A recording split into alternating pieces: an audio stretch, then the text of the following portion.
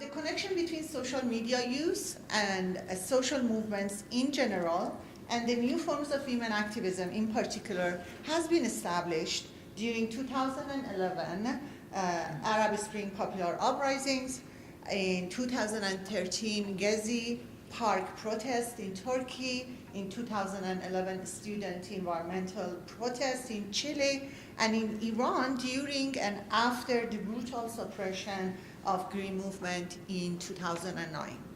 Among social networks, Facebook has become one of the most widely used interactive platforms utilized by ordinary Iranian women and activists alike. They use it as a tool for social and political activism and as a space to create online communities, or what we've come to coin as networked public spheres.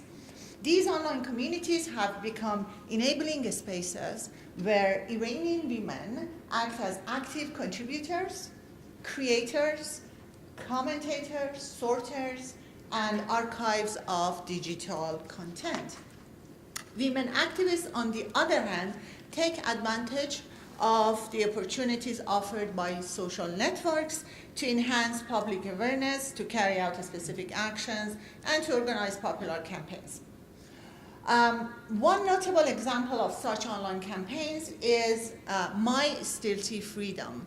I would call it MSF from now on, which has gained massive popularity and international media coverage. MSF is run and organized by an Iranian woman called Masih Ali-Nejad.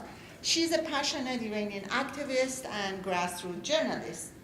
MSF Facebook campaign came about in May 2014 as a means to challenge the compulsory hijab in Iran. Although since then it has gone far beyond just addressing one issue to a discussion of all forms of discrimination against Iranian women.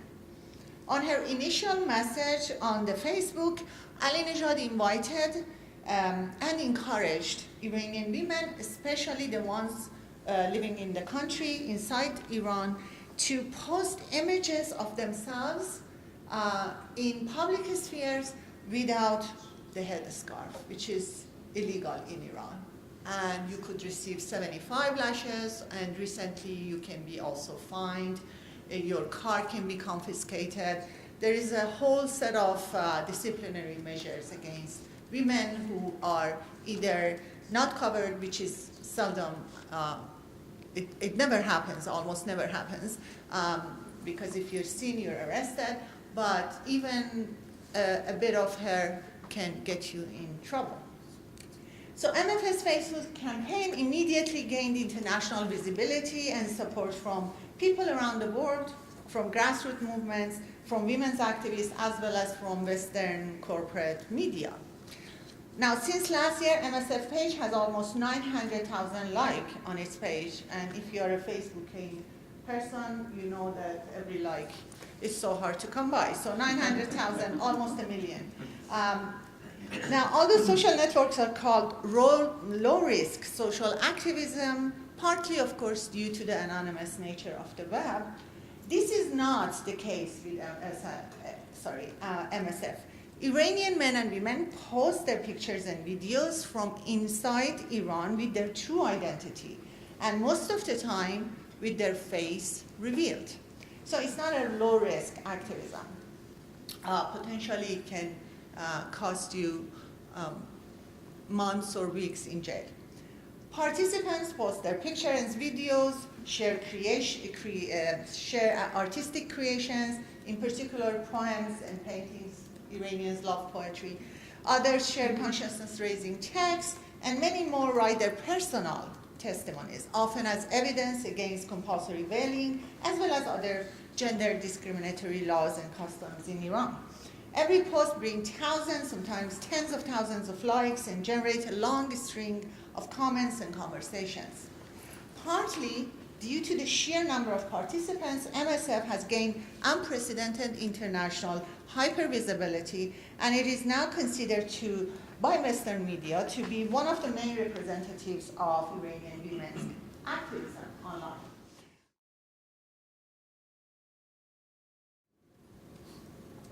So with a very active internet and Twitter community in Saudi Arabia, the government has a very strong and insurmountable task in trying to regulate and control what goes online and what people do online in Saudi Arabia. So I want to take just some time to kind of put the context around Saudi Arabia and the connection to Twitter here. So although it's experienced increasing socioeconomic concerns, the kingdom itself has remained largely free from violent public protests, right? Specifically what we're referring to when we saw within the Arab uprising, the Arab Spring specifically. What's emerged, though, is vocal opposition from the country's young, educated, and tech-savvy internet users, right? So because of this, the government is trying to control dissent more and more, and that dissent oftentimes is displayed online specifically, right? So the government strengthens its efforts to control this dissent online through various mechanisms. One which I'll go through in a little bit of detail, but because they have a government-owned and a government-regulated internet service provider for the country, that's the main way that Saudi Arabia is able to manage some of the messaging. So why Twitter is useful for these discussions. Twitter, how many of you here use Twitter, by the way? Just a quick show of hands. Okay. Active Twitter users, like you're on it once a day, maybe posting once a day. Okay, cool, okay. So you can get a sense that if you do see a hashtag going on, even if you're not following the person, you click on the hashtag and you can see the conversations that are going on, right? And that's why for me specifically, Twitter is very useful in getting that information, right? A really good analogy with Twitter conversations I like, it's like a stream. The information's a stream, you're putting your hand in the stream, getting the information you're interested in at that time, and then you remove your hand from the stream, and that communication, that discussion is still going on. Unless your account is set to private, you're able to access that information, right? So as a result, as researchers, let's say, it gives us really interesting insight and information about different social, political, economic concerns countries might be facing that we wouldn't have normally been able to have access to. And that's, I think, where the Saudi government is also a little bit concerned about as well. So, as I'm sure was discussed throughout this conference, during the Arab Spring, a lot of countries in that area tried to censor access to internet technology for a number of reasons in a number of different ways. Saudi Arabia specifically, as the Arab Spring was gaining momentum, they issued a decree banning the reporting of news contradicting Sharia or Islamic law, undermining national security, promoting foreign interests, or slandering religious leaders. Proof of this commitment to controlling access to the internet, I know this is really small, so I'm not going to read all of it, but in 2001, Saudi Arabia established their internet rules, right? Again, like I mentioned, their rules are state-sanctioned because their internet service provider is the state, essentially. So one of the key things that this guiding document, let's say, tries to do is ensure that the most immoral or against Islamic values uses of the internet is banned or is controlled. So mainly those two being access to pornography, drug use, gambling, religious conversion of Muslims, and the filtering of circumvention tools, right? So these are some of the things that they try to manage under the guise of religious values, let's say. But when you look at these rules in more detail, and this is just like 9 of I think like 20 or so that they have in different sections, a lot of it houses around any discussions that are against the state. So if you talk badly about the monarchy, that's going to be controlled. If you start to diss the king and his family, that's going to be controlled. And that's why within this time span, bloggers oftentimes are being targeted because a lot of these blogs were against the monarchy, saying really nasty, or not even nasty things, saying truthful things that in a democracy we'd be able to say about, let's say, Stephen Harper and his policies or whatever politician we might not agree with, but we're able to somewhat freely say that, versus there, if they're saying that, the internet rules kind of come into place and stops people from being able to really do anything.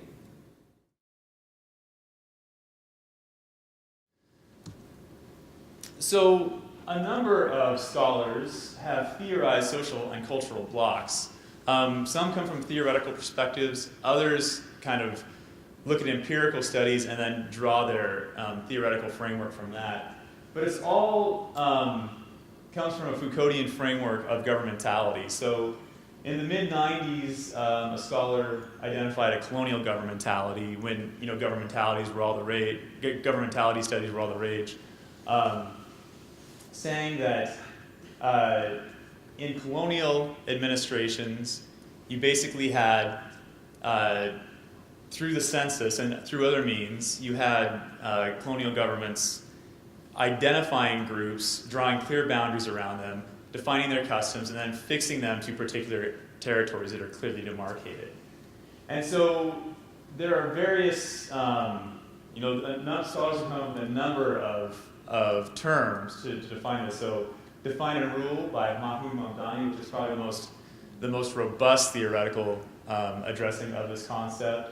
You have cultural technologies of rule that were applied to the Soviet Union through various means. European colonial ideas of ruling empires got into the Soviet Union very early on. You have groupism by Rogers Brubaker, who's another theorist. He's actually a sociologist, but he's another theorist in these define and rule tactics. The ethnographic state by Nicholas Dirks, who examines how caste was created in India through colonial ethnographies.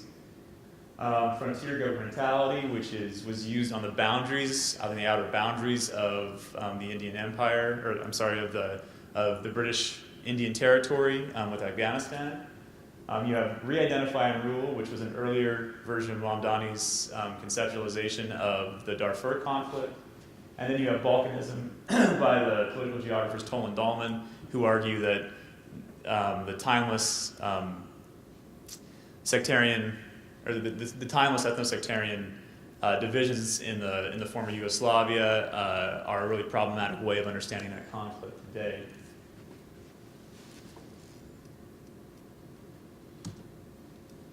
So compiling all this literature into kind of one, or into a few principles for my own work, it's kind of an idea of ethno-sectarian mosaics, that there's a patchwork of ethno-sectarian groups that make up the Middle East and North Africa, and they can be clearly bounded and clearly fixed to defined territories. So the first is ethnic and sectarian groups of the MENA region inhabit clearly demarcated territories. The second is that when nation-state boundaries do not reflect the boundaries of ethno-sectarian groups, civil or violent conflict is inevitable. And the third is ethno-sectarian identities are timeless and unchanging.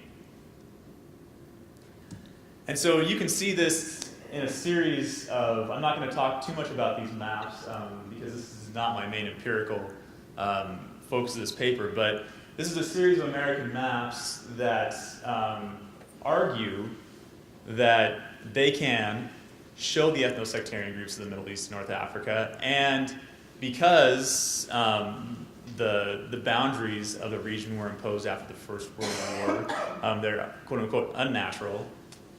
And so what happened, these states are inevitably going to break up. And so the map on top was by Ralph Peters. He's a prominent colonel in the U.S. Army who publishes quite regularly in military publications and popular publications. And he was quoted as saying when he did this map, he asked the Armed Forces Journal Arts Department for a blank map of the Middle East, and he took a crayon and drew the boundaries in. That's what he said. That's how he decided that he didn't name any data sources. This was just based on his own understandings of the region.